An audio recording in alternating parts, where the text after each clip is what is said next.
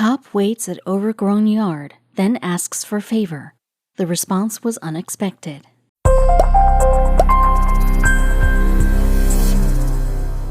He paced around her property as she watched from the window through her curtains. The way he walked made him look intimidated. It looked like he had no patience today. He then halted a car that was passing on the road. He blocked it with his body and flashed his badge. The words that would come out would make her blood boil. Warwick, Rhode Island was where Amanda Goodson's home was.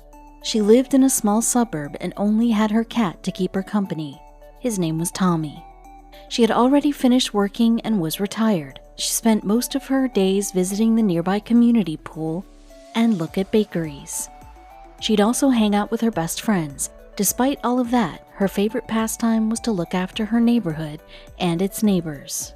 Amanda noticed that a police officer she'd never seen before was scoping out her neighbor, Kelly's property. Maybe he knew her neighbor and was on good terms, but she wasn't at her property right now.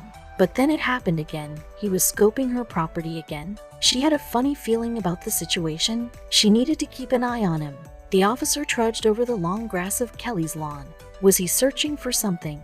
Then he started making notes. Was he writing her up for the long grass? Kelly was an elderly woman who lived alone. Surely he wouldn't find her because of something so petty. The officer looked back in Amanda's direction and she quickly hid, but it was too late. He was already on her porch knocking on her door. I answered and he's like, "Hi, sorry to bother you. I just have a quick question. I noticed your neighbor's lawn is getting really long. Have you seen her recently?"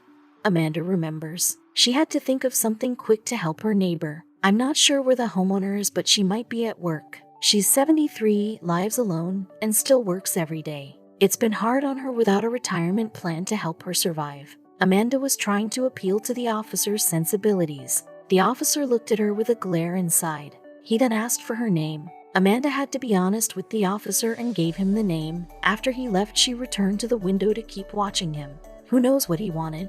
It looked like the cop was in a bad mood and maybe he was just looking for someone to blame. But what he did next would surprise Amanda. Amanda watched as the officer yelled and waved at a car that was passing by. The car was coming through a quiet intersection and passed through without stopping at the red light. The officer ran out to the road in front of the car, which now came to a halt before him. "Hey, really? I was right there," Amanda heard the officer shout. The driver immediately apologized through his rolled-down window. But what the officer said next made Amanda's blood boil. Instead of giving the driver a ticket, he asked him for a favor. The officer had a big frame. He was intimidating and was leaning dominantly over the driver's side window. Amanda thought that the officer could have asked this man for anything right now and he'd do it.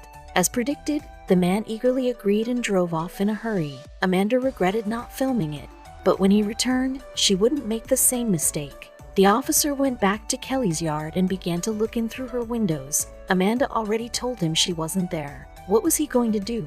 Break in? Amanda was just about to go outside to defend Kelly's property when she heard a familiar sound return. It was the man who ran the red light.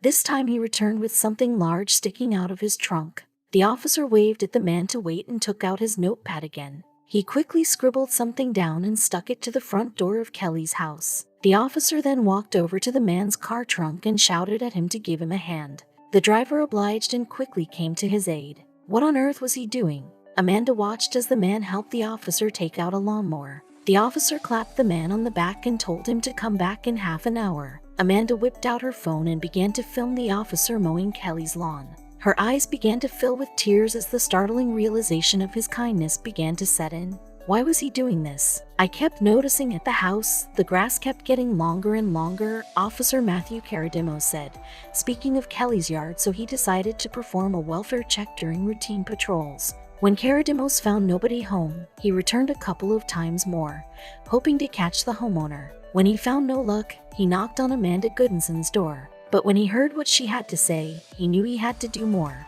What Amanda thought was a sigh of indifference was actually a sigh of compassion. He wrote down Kelly's details in order to help her situation and to find a landscaper who could assist her on compassionate means. And then, when he saw the car run the red light, he suddenly got an idea to ask for his lawnmower. But what did Kelly think? When the homeowner, Ellie Kelly, saw the note the officer left on her door and saw the video that Amanda eventually posted to social media, she was incredibly thankful. "He just cut it," Kelly said. "I was like, wow." I started to cry. The video of Officer Matthew Karadimos soon went viral, and his good deed was proudly acknowledged by the entire community and world.